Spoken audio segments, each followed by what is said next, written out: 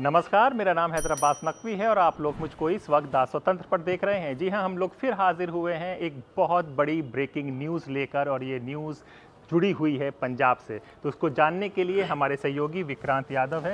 विक्रांत जी, आज की क्या बड़ी खबर है जो पंजाब से आ रही है? देखिए, बहुत दिनों से सब ये कयास लगा रहे थे कि अकाली दल और बीजेपी क्या दोबारा से गठबंधन में आएंगे, क्योंकि अब 2 साल के बाद पंजाब में विधानसभा का चुनाव होना है। अकाली दल और बीजेपी नेचुरल अलायंस हमेशा रहे हैं वहाँ पर, और दोनों का गठबंधन किसान आंदोलन को लेकर टूट गया था। अकाली दल उससे अलग हो गई थी, लेकिन पिछले कुछ दिनों से इस तरीके के कयास लग रहे थे। कुछ बड़े नेताओं के भी बयान आए थे अकाली दल के, जिसके बाद इस तरीके के कयास लगने शुरू हो गए थे कि बीजेपी और अकाली दल इनमें फिर से एक बार गठबंधन हो सकता है विधानसभा चुनाव को देखते हुए। लेकिन जो हमें अब जानकारी मिल रही है कि बीजेपी और अकाली दल का पूरी तरह से तलाक हो गया है, यानी कि अब उनमें मिलने की कोई गुंजाइश नहीं बची है।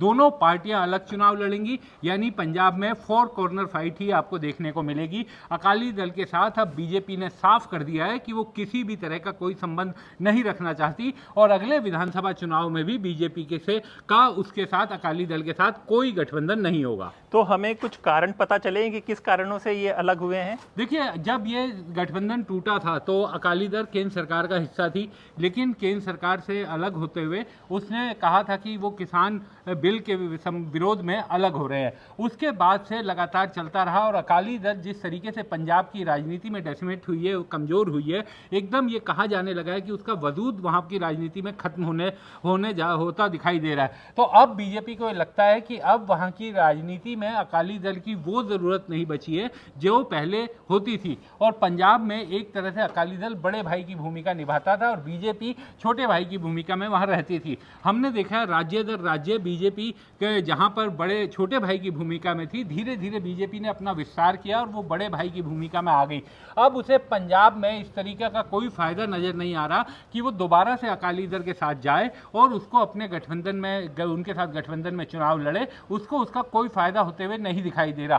पहले क्या होता था कि अकाली दल और बीजेपी के जुड़ने से जो पंथिक वोट थे और जो हिंदू वोट थे, बीजेपी हिंदू वोट ले आती थी और पंथिक वोट जो है वो अकाली दल के जरिए आ जाते थे और एक मजबूत गठबंधन वहां पर बन जाता था। लेकिन अकाली दल की जो कहा जाता है कि एक गुडविल होती थी पंजाब की राजनीति में, वो बहुत तेजी से गिरी है, ये किसी से छिपी नहीं है। आज के दौर में पंजाब में सबसे बुरी स्थिति में अकाली दल है, और बीजेपी अब किसी तरह के बैगेज को अपने साथ लेकर आगे नहीं बढ़ना चाहती। बीजेपी को अब ये लग रहा है कि वो किसी तरह अपना रास्ता वहां अकेले बनाने की कोशिश में जुटे, और जो पिछले दिनों कांग्रेस से आए हुए कई नेता, जो अलग अलग पार्टियों से आए हुए कई नेता, कैप्टन अमरिंदर की हम बात करें, बीजेपी के प्रदेश अध्यक्ष जाखड़ साहब की बात करें, तो ये सब कांग्रेस के नेता थे। तो उसे अब ये लग रहा है कि वो अपने इन नेताओं के भरोसे वहां की राजनीति में अपनी जगह बनाए। अकाली दल के साथ रहने में उसे कोई फायदा नजर नहीं आ रहा। इसीलिए ये बीजेपी की तरफ से अब ये कह सकते हैं कि परमानेंट तलाक अकाली दल को वहां की राजनीति में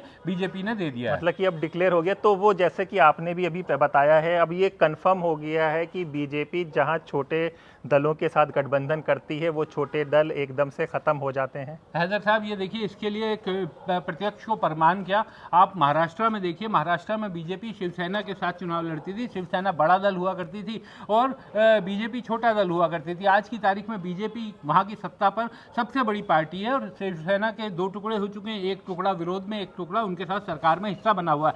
वो जो टुकड़ा था उसको पहले चुनाव से पहले मुख्यमंत्री बनाया हुआ था, और ये भी कहा था कि चुनाव में हम आप ही के चेहरे पर आगे जा रहे हैं। चुनाव के बाद हालांकि बाद में देवेंद्र फडणवीस वहां पर मुख्यमंत्री बने। अब आप देख लीजिए बिहार में जेडीयू, अब बिहार का चुनाव सामने आने वाला है, देख लीजिएगा। जेडीयू हमेशा मजबूती से चुनाव लड़ता था और नीतीश कुमार मुख्यमंत्री बनते थे। क्या आज की तारीख में कोई ठोक के पूरे 100% दावे के साथ कह सकता है कि अगर एनडीए गठबंधन बिहार में चुनाव जीता तो नीतीश कुमार मुख्यमंत्री बनेंगे? कोई नहीं कह सकता। तो बीजेपी, आप दोनों पार्टियों में, कांग्रेस और बीजेपी में, ये एक फर्क उनकी राजनीति में दिखाई दिया। कांग्रेस ने जहां जहां गठबंधन किए वहां वहां कांग्रेस कमजोर होती चली गई, और जो गठबंधन का साथी था क्षेत्रीय दल, वो मजबूत होता चला गया। ये आप यूपी का उदाहरण ले लीजिए, आप कहीं का भी, बिहार का ले लीजिए। लेकिन बीजेपी ने जहां जहां गठबंधन किया वहां उसके गठबंधन के साथी कमजोर होते चले गए और बीजेपी का विस्तार होता चला गया। तो ये कहीं ना कहीं बीजेपी के साथियों को खामियाजा भुगतना पड़ता है और ये सभी के साथ एकदम सत्य बात दिखाई देती है।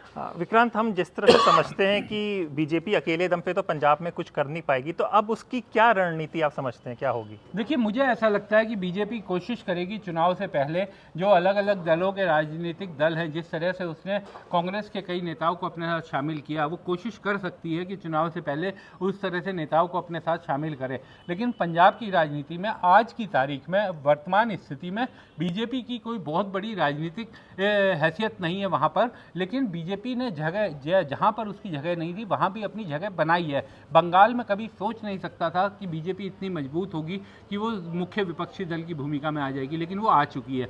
तो बीजेपी कोशिश कर रही है कि अब यहाँ पर भी, पंजाब में भी विस्तार करने का समय है।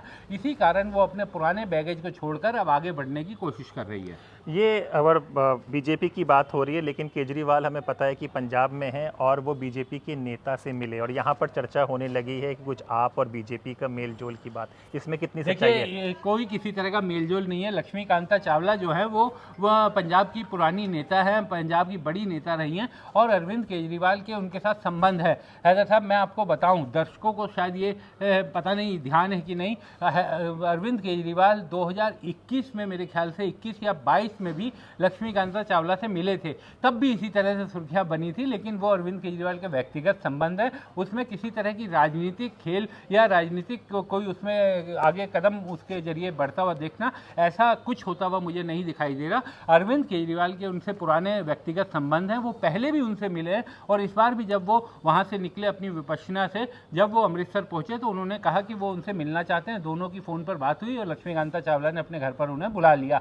तो दोनों के व्यक्तिगत संबंध एक दूसरे के साथ है, इसमें कोई भी राजनीतिक बात उनके बीच में नहीं हुई है। हाँ, दो अब इम्पॉर्टेंट सवाल आ रहे हैं कि अभी केजरीवाल जी विपाशना से आए तो उन्होंने ये कहा है कि जो मुख्यमंत्री पे इफ एंड बट लग रहा था कि मुख्यमंत्री चेंज होने वाले हैं, वो नहीं होंगे अब।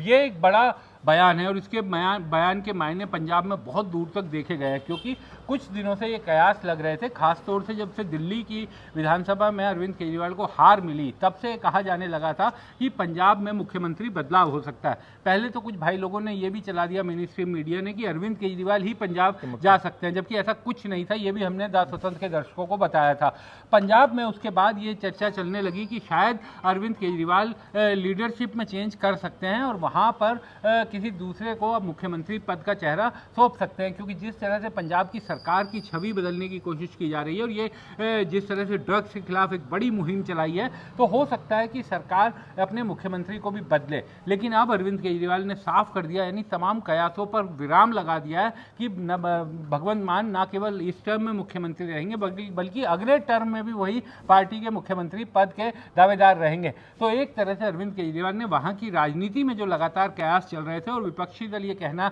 बार बार कहते थे कि भगवंत मान को कभी भी बदला जा सकता है, उन सब पर अब परमानेंट ब्रेक अरविंद केजरीवाल ने लगा दिया है। हाँ, दूसरी जो सबसे बड़ी चीज़ है कि एक आपने ही वो किया था कि महिला को 1000 रुपए मिल रहे हैं, ये कंफर्म खबर है? देखिए, बिल्कुल मेरे पास ये पक्की खबर है कि 26 तारीख को जब बजट का ऐलान होगा तो उसी में इस बात की भी घोषणा की जा सकती है कि महिलाओं को 1000 रुपये दिया जाएंगे।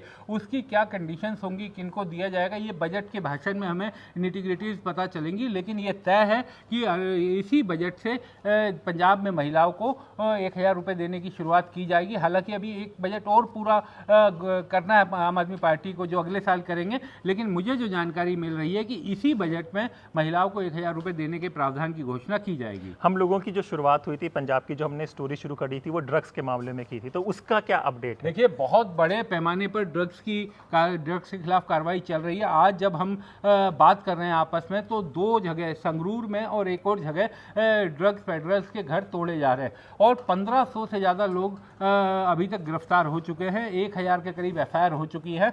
तो ड्रग्स के खिलाफ एक बहुत बड़ी मुहिम इस समय पंजाब में चल रही है। लेकिन अभी भी जो इंतज़ार हो रहा है वो हो रहा है कि उन बड़े लोगों के खिलाफ कार्रवाई जो ड्रग्स को पंजाब, पाकिस्तान से और बाकी जगहों से मंगवाते हैं, जो बड़े कारोबारी हैं, जिसमें नेता भी शामिल हैं, ब्यूरोक्रेट्स भी शामिल हैं। ये हमें पक्की जानकारी है और पुलिस को भी, पंजाब सरकार को भी उनकी कुछ जानकारियाँ मिल रही है। जो सूत्रों से हमारी बात हुई कि उनके खिलाफ भी बहुत जल्द कार्रवाई होने वाली है और जो पकड़े गए हैं ड्रग पेडलर्स, उनसे ये जानकारी जुटाई जा रही है कि उनको कौन ड्रग सप्लाई करता था लोगों में आगे बेचने के लिए।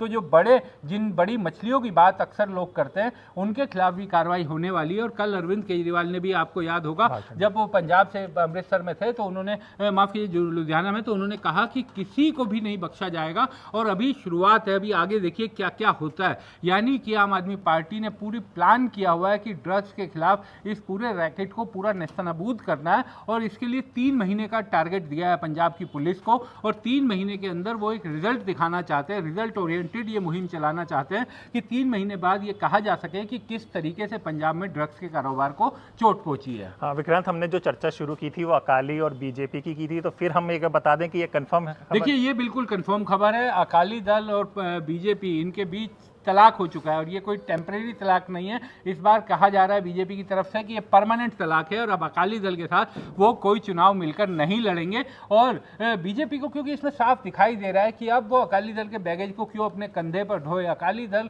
की जो छवि है, जो उसकी रेपुटेशन है, वो अपने एकदम लोएस्ट स्तर पर पंजाब में इस समय है। तो बीजेपी अब उस बैगेज से जब वो बाहर निकली हुई है, दोबारा से अपने ऊपर लाद कर वो उसे मजबूत नहीं करना चाहती और बीजेपी को ऐसा लग रहा है कि उनको साथ लेने का अब कोई फायदा नहीं होगा। बीजेपी को लगने लगा है कि अकाली को साथ लेने का कोई फायदा नहीं होगा। ये खबर सिर्फ ऐसे ही नहीं है, इस खबर को आप और पुख्ता कर लीजिए, ये बाइट भी सुन लीजिए और अपने दोस्त हैदराबाद नकवी को इजाज़त दीजिए। फिर होगी मुलाकात एक नए विचार के साथ, तब तक के लिए नमस्कार। जहां तक आपने प्रश्न किया है एसजीपीसी से रिलेटेड, जिस तरह के गतिविधियां वहां पंजाब में चल रही है और आदरणीय सुखबीर सिंह बादल साहब ने जो बयान दिया है कि भारतीय जनता पार्टी के साथ में उनके अकाली दल का समझौता होने वाला है, मैं पहले भी ये बात विस्तार के साथ में कह चुका हूं, एक बार फिर ये कहूंगा, न तो इस तरह का कहीं प्रश्न है, न इस तरह का कहीं विचार है, न इस पर किसी तरह का विचार किया जाए, इसको कोई योजना है। अकाली दल के साथ में भारतीय जनता पार्टी का अब एक बार फिर समझौता हो, ये जो है इसकी संभावनाओं पर हमेशा के लिए पूर्ण विराम लगा दिया गया है। कभी इस तरह की संभावनाओं पर विचार नहीं होगा। भारतीय जनता पार्टी अपने दम पर, अपने जो है ताकत पर, अपने कार्यकर्ताओं की ताकत पर खड़ी होकर के पंजाब में सरकार बनाए, इसके लिए हम पूरी प्राण प्रण की ऊर्जा से लगे हैं। किसी भी तरह का कोई भी गठबंधन अकाली दल के साथ में हो, इसकी कोई संभावना अब शेष नहीं बची है।